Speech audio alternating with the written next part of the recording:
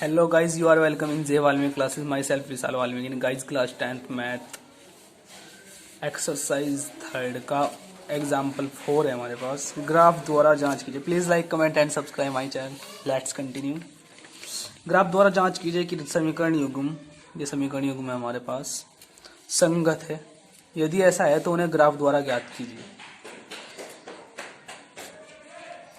Graph द्वारा guys इसके हमें हल चाहिए। अगर हल आते हैं तो हम बोल देंगे संगत है, और नहीं कोई निश्चित हल आता है तो असंगत है। अब जांच करनी है हमें कि ये संगत है। अब यहाँ पे गाइस ये समीकरण फर्स्ट उठा ली मैंने, ये इधर 3y माइनस में जाएगा। अब y की जगह अगर मैं रखता हूँ 0, अगर y की वैल्यू 0 पुट करता हूँ तो ये 0 हो जाएगा। x का मान कितना आएगा 6। y की जगह 0 रखने पे x का मान 6। इसको बोल दूंगा बिंदु P। ये x का मान 6 आया कब, जब y की वैल्यू 0 रखी। गाइस x का मान हमेशा शुरू में रखना चाहिए और y का मान बाद में। ऐसे ही अगर मैं यहाँ पे y की वैल्यू 2 रखता हूँ तो 2 या 6, x का मान आएगा 6 माइनस 6 बराबर 0, यानी x का मान आ जाएगा ये हमारा 0। ये क्यों आया है 0 2। ओके गाइस, ऐसे ही समीकरण सेकंड उठाएंगे हम। समीकरण सेकंड से सेकंड में हमें बोल लगा है 2x माइनस 3y बराबर 12। तो गाइस 2x बराबर 12, ये प्लस में जाएगा इधर, ये x बराबर ये 2 इधर बटे में जाएगा। अब गाइस यहाँ से x और y के मुझे 2 हल चाहिए। कितने हल चाहिए? 2 x और y के। अगर मैं y की जगह 0 रखता हूँ, अगर y की जगह अगर मैं 0 रखता हूँ तो ये x का मान कितना आएगा? 12 प्लस के 3 की गुणा 0 में होगी, 0 हो जाएगा बटे 2, 12 बटे 2 यानी 6। y की जगह 0 रखने पर x का मान 6 आया। और अगर y की जगह अगर मैं 3 रखता हूँ तो 3 तिया 9, 12 माइनस 9, 3 ही रखते गाइस, कुछ ऐसा नंबर रखेंगे, 4 रखते हैं जो पूरा नंबर मिल जाए हमें। 4 तिया 12, ये तो ज़्यादा हो जाएगा गाइस। अगर मैं यहाँ पे रखता हूँ y की जगह अगर 1 रखता हूँ, 1 नहीं, अगर 2 रखता हूँ तो 3 दूनी 6, 12 और 6 18, हाँ ये ठीक होगा। अगर y की जगह 2 रखता हूँ तो ये आएगा x का मान 3 दूनी 6, 12 प्लस 6 बटे 2, 18 बटे 2 यानी 9। यानी y की जगह हमें 2 रखने पर x का मान 9 मिला। तो ये ना बिंदु मान लेंगे। यह पहला बिंदु है हमारा 6 0 और दूसरा बिंदु है 9 2। इनको दर्शाते हैं मुझे ग्राफ पर। अब गाइस सुविधा अनुसार हम ग्राफ बनाएंगे। ये x का सबसे बड़ा मान है 6, 9 है गाइस सबसे बड़ा मान, और माइनस में तो कोई मान है ही नहीं, इसलिए 1 से 9 तक हम तो सीधा दर्शा देंगे। माइनस वाले को थोड़ा स्किप कर देंगे, हटा देंगे थोड़ा। गाइस माइनस वाले इतने मानने की जरूरत नहीं है, इसलिए माइनस वाले मान मैंने कम ही दर्शाए। प्लस वालों की हमें ज़्यादा जरूरत है क्योंकि प्लस के ही मान है। तो पहला बिंदु 6 0, एक्स पे चलेंगे 6, ये एक्स है हमारा, ये एक्स है और ये वाई है। तो गाइस एक्स पे चलेंगे 6, यानी इधर तो माइनस है इधर प्लस है, ये 6 यहाँ पे। और वाई पे चलेंगे 0, 6 0 है ना, यानी वाई पे कहीं नहीं जाना, यहीं पे ही रहना बस। ये बिंदु आ गया हमारा 6 0, ये इस बिंदु का नाम है पी। अब क्यों देखते हैं गाइस 0 2, तो एक्स पे चलना है 0 मतलब यहीं पे ही रहना है, और वाई पे चलना है 2 यानी ऊपर। ये आ गया बिंदु 0 2। ये क्यों बिंदु है गाइस? अब इनको मिलाती है एक रेखा खींच देंगे हम।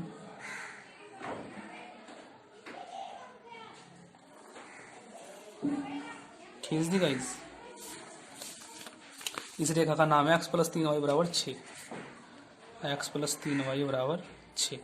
अब दूसरा बिंदु है गाइस हमारा r और s 6 0, यानी x पे चलना 6 और y पे चलना 0, यानी यहीं पे रहना।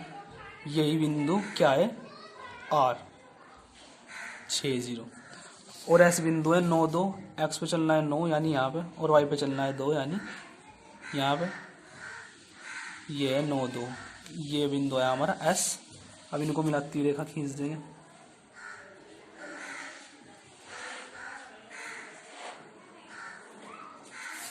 ये रेखा है हमारी 2x माइनस 3y बराबर 12, 2x माइनस 3y बराबर 12।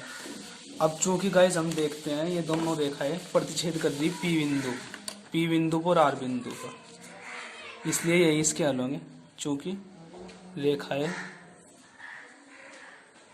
प्रतिच्छेद करती है बिंदु 60 पर,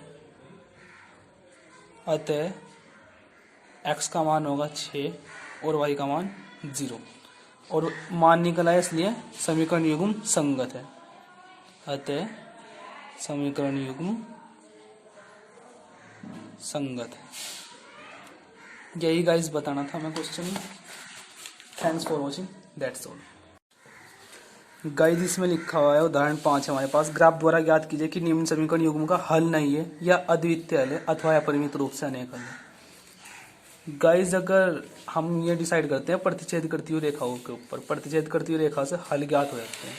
अब ये फर्स्ट इक्वेशन है हमारे पास, लेकिन गाइस इसको हम सेकंड नहीं बोल सकते क्योंकि इसको सही रूप में लिखना है। अभी हम क्या करेंगे, बटे में 5 नहीं होना चाहिए था ना, तो इस समीकरण को 5 से गुणा कर देंगे, समीकरण सेकंड मान लेंगे। समीकरण सेकंड को 5 से गुणा करने पर,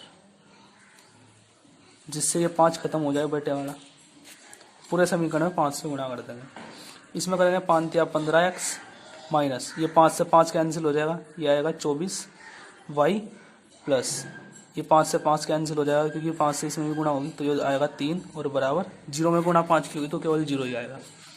अब गाइस इसमें 3 कॉमन आ रहा, यहाँ पे भी, यहाँ पे भी, यहाँ पे भी, तो 3 कॉमन लेंगे, अंदर बचेगा 3 पंजे 15, 5x माइनस 3 अट्ठे 24 8y प्लस और 3 ही कम 3 बराबर 0। ये 3 इधर बटे में जाएगा, 5x माइनस 8y प्लस 1 बराबर 0। गाइस ये इक्वेशन आई है हमारे पास सेकंड और थर्ड। अब गाइस समीकरण फर्स्ट और समीकरण थर्ड बिल्कुल इक्वल है एक दूसरे के, तो हम लिख देंगे चूँकि समीकरण फर्स्ट व थर्ड तुल्य हैं इसलिए रेखाएं समपाती होंगी। गाइस इससे मतलब है हमारा समपाती रेखाएं होंगी, यानी एक दूसरे के ऊपर आएंगी रेखाएं। अब हल निकालते हैं इसके, दो उठाते हैं समीकरण थर्ड से, किसी को भी उठा लो इनमें सब, फर्स्ट और थर्ड में से। यह आएगा 5x माइनस के 8y प्लस के 1 बराबर 0, यह आएगा 5x बराबर ये माइनस के 1 और प्लस के 8y और x बराबर माइनस के 1 प्लस के 8y बटे 5। अब गाइज यहाँ से हमें 2 हल चाहिए कम से कम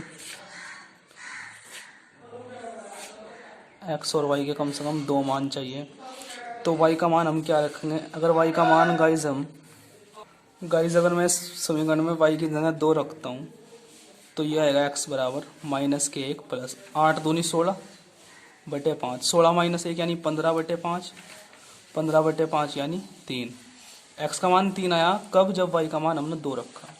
और अगर y की जगह अगर मैं रखता हूँ गाइज अगर मैं यहाँ पे 1 रखता हूँ, 8 का मान 8 माइनस 1 7 बटे 5 आएगा, लेकिन पूर्णांक के रूप में आना चाहिए। अगर माइनस 1 रखता हूँ तो माइनस के ये 8 का 8 माइनस के 8 और माइनस के 1 माइनस के 9 होगा। पर अगर माइनस के 2 रखता हूँ तो 8 दूनी 16 माइनस के 17 हो जाएगा। अगर 3 रखता हूँ तो 8 या 24 और 1 25, 25 बटे 5 यानी माइनस के 5, ये आ रहा है थोड़ा पूर्णांक के रूप में। अगर मैं y की जगह माइनस के 3 रखता हूँ गाइस, इसमें हम अनुमान लगाते हैं, अनुमान से हम मान निकालते हैं। अगर y का मान में माइनस 3 रखता हूँ तो 8 या 24, ये आएगा माइनस के 1 माइनस के 24 और बटे 5 यानी माइनस के 25 बटे 5 यानी माइनस के 5। y का मान माइनस 3 आया है कब, जब x का मान माइनस 5 था। अब इनको दर्शाएंगे, ये 2 बिंदु है P 3 2 और Q माइनस 5 और 3, ग्राफ पे दर्शाते हैं हम इनको। अब गाइस P बिंदु है 3 2, हम अपनी सुविधा अनुसार ग्राफ खींच लेते हैं, माइनस वालों की भी जरूरत है इसलिए माइनस वाले भी इस बार दर्शा दिया। पहला बिंदु है 3 2 P बिंदु, तो x पर चलेंगे 3 यानी यहाँ, और y पे चलेंगे 2 यानी यहाँ। ये मिल गया हमारा 3 और 2, इसका नाम है P बिंदु। और Q बिंदु ढूंढते हैं, Q बिंदु है हमारा -5 और -3, यानी x पे चलेंगे -5 यानी इधर, और -3 चलेंगे यानी नीचे। ये यहाँ पे आएगा हमारा, ये आया -5 और -3, ये बिंदु है Q। अब इनको मिलाती हुई रेखा खींच देंगे।